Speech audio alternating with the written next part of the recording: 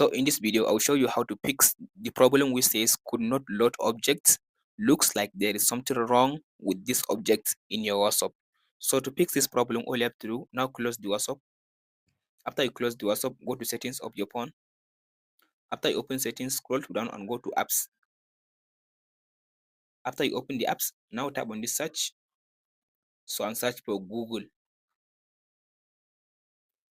So after you search for Google like this, so just tap on the search. So from there, now scroll to down and open the Google. Here is it. So after you open the Google, all you have to do now, scroll to down and tap on this where it says set as default. After you open this, now turn on this option, open supported links. Now go back again and then scroll to down where it says tap on this appear on top and turn on this option. So now close the settings and now go and open up now your Play Store. After you open the Play Store, go and search for Google and make sure to update your Google. After you update your Google, from there your problem will be solved. Now you can go ahead now and open the link from your WhatsApp. And that's it, guys.